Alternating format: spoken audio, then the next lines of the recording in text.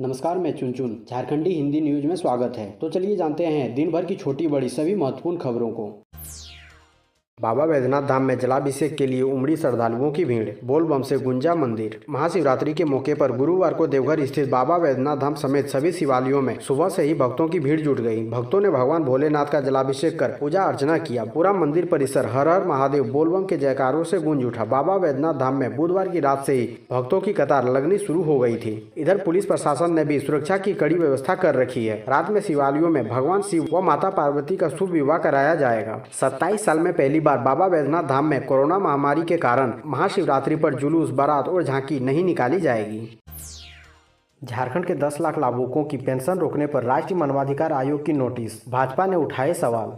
सूबे के 10 लाख से अधिक लाभुकों की पेंशन रोकने पर झारखंड सरकार को राष्ट्रीय मानवाधिकार आयोग के स्तर से नोटिस मिलने के मामले पर भारतीय जनता पार्टी ने सरकार पर आक्रामक होते हुए कई सवाल उठाए हैं। प्रदेश भाजपा के प्रवक्ता व पूर्व विधायक कुणाल सारंगी ने इस आशय पर ट्वीट करते हुए सरकार पर जोरदार हमला बोला है। झारखंड के 10 लाख लाभुकों के पेंशन रोकने पर राष्ट्रीय मानवाधिकार आयोग के स्तर से नोटिस मिलने पर पूर्व विधायक कुणाल सारंगी ने राज्य सरकार पर जोरदार हमला बोला। कुणाल सारंगी ने मुख्यमंत्री हेमंत सोरेन नीति गठबंधन सरकार की प्राथमिकताओं पर सवाल खड़े करते हुए पूछा कि यदि सूबे के जरूरतमंदों की सूध और चिंता नहीं है तो फिर यह सरकार किनकी हितैषी है। कुणाल सारंगी ने कहा कि यह विफलता राज्य सरकार की अकर्मण्यता का प्रत्यक्ष उदाहरण है। उन्होंने आरोप लगाया कि कोरोना काल में सरकार ने फिजूल खर्ची करते हुए सुर्खियों में बने रहने का हर संभव प्रयास किया था, लेकिन वास्तविक जरूरतमंदों के लिए पेंशन की राशि तक पर विराम लगा देना चिंताजनक और दुर्भाग्यपूर्ण है। उन्होंने मुख्यमंत्री हेमंत सोरेन से अविलंब हस्तक्षेप करते हुए 10 लाख लाभुकों के लंबित पेंशन अविलंब निर्गत कराने का आग्रह किया है। अब अपने गृह जिले में पढ़ा सकेंगे शिक्षक, नियमावली में संशोधन की तैयारी में झारखंड सरकार। विधानसभा के बजट सत्र के दौरान बुधवार को संसदीय कार्य मंत्री आलमगीर आलम ने कहा कि झारखंड के शिक्षकों को उनके गृह जिले में तबादले की मांग पुरानी है। सरकार शिक्षकों को उनके गृह जिलों में स्थानांतरित करने का विचार रखती है। बिना नियमावली में संशोधन के यह मुमकिन नहीं है। सरकार सभी पहलुओं पर विचार करके नियमावली में संशोधन पर विचार करेगी।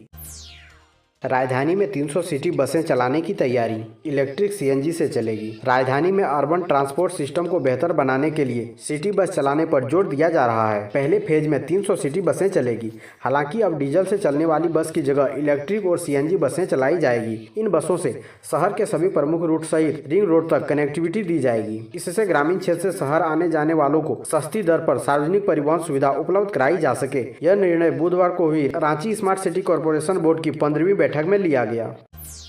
बीबीएमकेयू का पहला दीक्षांत समारोह, राज्यपाल मुख्य अतिथि, मुख्यमंत्री होंगे विशिष्ट अतिथि। बीबीएमकेयू का पहला दीक्षांत समारोह अप्रैल के अंतिम सप्ताह में होगा। कार्यक्रम में राज्यपाल बतौर मुख्य अतिथि व मुख्यमंत्री विशिष्ट अतिथि होंगे। यह निर्णय बुधवार को हुई सिंडिकेट की बैठक में लिया गया। कुलपति डॉक्टर अंजनी कुमार श्रीवास्तव की अध्यक्षता में हुई बैठक में निर्णय लिया गया कि दीक्षांत समारोह के मुख्य कार्यक्रम में वर्ष 19 और 20 में गोल्ड मेडल प्राप्त छात्र छात्राओं को भी शामिल किया जाएगा। कार्यक्रम में गोल्ड मेडल प्राप्त छात्र छात्राओं को राज्यपाल व मुख्यमंत्री डिग्री प्रदान करेंगे। किसानों को मिलेगा 36,000 सालाना पेंशन, बस करना होगा ये काम। केंद्र सरकार गरीबों और किसानों को सशक्त बनाने के लिए कई योजनाएं चला रही है। इसी के तहत पीएम मोदी ने सितंबर 2019 में प्रधानमंत्री किसान मानधन योजना की शुरुआत की थी। इसमें देश के सभी छोटे और सीमांत किसानों को जीवन यापन के लिए सालाना 36,000 रुपये की आर्थिक सहायता दी जाती है। किसान पेंशन योजना के पात्र किसानों को 60 वर्ष की आयु के बाद 3,000 रुपये की मासिक पेंशन 3,000 रुपये की मासिक पेंशन दी जाती है। इसके तहत 18 से 40 की उम्र के ऐसे किसान सब्सक्रिप्शन करा सकते हैं जिनके पास 2 हेक्टेयर या इससे कम खेती योग्य भूमि है। इसकी खास बात यह है कि लाभार्थी की मृत्यु के बाद उसकी पत्नी को प्रति माह 1,500 रुपये की पेंशन दी जाती है। मल्टी यूटिलिटी स्टेडियम के ट्रायल में बच्चों ने लिया आनंद, अगले माह से खुल जाएगा। मल्टी यूटिलिटी ग्राउंड के तौर पर विकसित गोल्फ ग्राउंड को 15 अप्रैल से खोलने की तैयारी धनबाद नगर निगम ने कर ली है। संभावना जताई जा रही है कि 15 से आम लोग ग्राउंड में उपलब्ध सेवाओं का आनंद ले सकेंगे। यहाँ प्रवेश के लिए टिकट देना होगा। बच्चों के लिए 10 रुपये, बड़ों के लिए 20, तो मॉर्निंग वॉकर के लिए 100 रुपये में मंथली पास जारी किया जाएगा। धनबाद नगर निगम के नगर आयुक्त सत्येंद्र कुमार ने बताया कि काम अंतिम चरण में है। संभावना है कि 15 अप्रैल से हम आम लोगों के लिए गोल्फ खोल देंगे।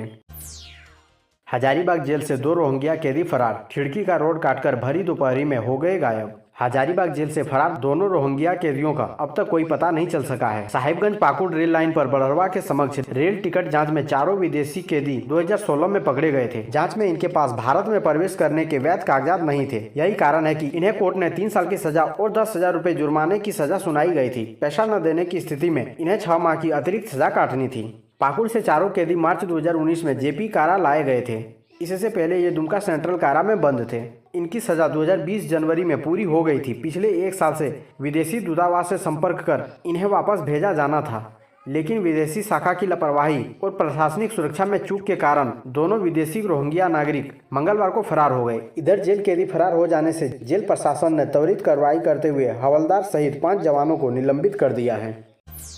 नीतीश के विचारों पर धनबाद में पार्टी को मजबूत करने में जुटी जदयू। झारखंड में नई सरकार बनने के बाद से यहां के अन्य राजनीतिक दलों ने अपने कमजोरियों को खोजना शुरू कर दिया है, ताकि आने वाले विधानसभा चुनाव तक पार्टियों को मजबूत किया जा सके। इसी कड़ी में जदयू ने पंचायत से लेकर प्रमंडलीय स्तर तक के सम्मेलन आयोजित कर चुकी है। हालांकि चुनाव के दौरान पार्टी की तरफ टिकट के लिए हाथ बढ़ाने वाले नेता भी अभी सुस्त पड़े हुए हैं। इसके बावजूद भी बिहार के मुख्यमंत्री नीतीश कुमार के विचारों को झारखंड में पार्टी की मजबूती के लिए हथियार बनाया जा रहा है।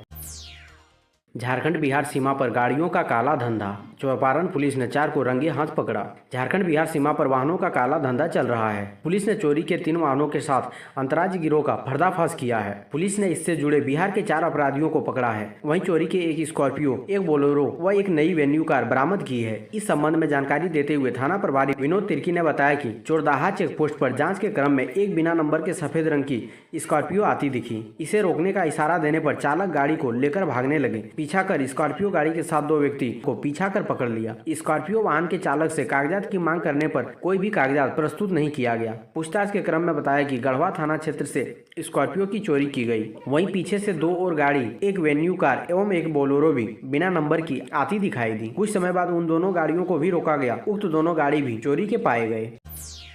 जिस कॉलेज की मान्यता रद्द, सरकार ने वहीं करा दिया छात्रों का एडमिशन। राज्य के कांके स्थित राजकीय शिक्षक प्रशिक्षण महाविद्यालय की मान्यता रद्द हो गई है। इसके बावजूद इस संस्थान में वर्ष 2020-21 सत्र के लिए नामांकन ले लिया गया। नामांकित छात्रों को अब भविष्य की चिंता सता रही है। इसे लेकर नामांकित कई छात्र बुधवार को मुख्यमंत्री आवास पहुंचकर संस्थान की मान्यता दिलाने के लिए आवश्यक पहल की मांग की, ताकि उनका भविष्य खराब न हो। दरअसल जानकारी मिलने के बाद नामांकित छात्रों ने राष्ट्रीय अध्यापक शिक्षा परिषद की वेबसाइट खंगाला तो पता चला कि वर्ष 2019 में ही इस नियामक संस्थान ने इस सरकारी बीएड संस्थान में नामांकन पर रोक लगा दी है। सेना में बहाली का शानदार मौका। पहले दिन 54 युवा मेडिकली फिट घोषित। झारखंड की राजधानी के मोहराबादी मैदान में बुधवार से सेना बहाली की शुरुआत हो गई है। पहले दिन बहाली प्रक्रिया में 54 युवाओं को मेडिकल फिट घोषित किया गया। आगामी 30 मार्च तक सेना बहाली में राज्य के 24 जिले के योग्य पुरुष उम्मीदवार हिस्सा ले सकते हैं। बहाली के दौरान जो अभ्यर्थी उत्तीर्ण होंगे वो मेडिकल टेस्ट और लिखित परीक्षा में हिस्सा ले पाएंगे। सभी अभ्यर्थियों को अधिसूचना में बताए गए मूल दस्तावेज और एडमिट कार्ड लाना अनिवार्य होगा। अभ्यर्थी भर्ती वर्ष के दौरान केवल एक विशिष्ट श्रेणी में हिस्सा ले सकते हैं। हेमंत सोरेन ने कहा, उद्योगों के लिए नहीं होने दी जाएगी जमीन की कमी। Jharkhand industries and trade association के अध्यक्ष अमितेश सहाय एवं महासचिव राजीव शर्मा ने मुख्यमंत्री हेमंत सोरेन से उसके आवासीय कार्यालय में मिलकर उद्योगों एवं व्यवसाय से संबंधित समस्याओं को रखा और उन पर बिंदुवार चर्चा की। मुख्यमंत्री ने कहा कि उद्योगों के लिए जमीन की कमी नहीं होने दी जाएगी। उन्होंने मांग के अनुरूप जमीन की उपलब्धता का आश्वासन दिया। नई औद्योगिक नीति के संदर्भ में मुख्यमंत्री ने बताया कि ड्राफ्ट अंतिम चरण में है। जल्द ही नई औद्योगिक नीति लागू की जाएगी। तो ये थी दिन भर की छोटी बड़ी सभी महत्वपूर्ण खबर। ताज़ा तरीन खबरों से जुड़े रहने के लिए हमारे चैनल को सब्सक्राइब करें और बेल आइकन जरूर प्रेस करें और अपने दोस्तों के साथ शेयर करना ना भूलें और अपनी राय हमें कमेंट बॉक्स में साझा करें।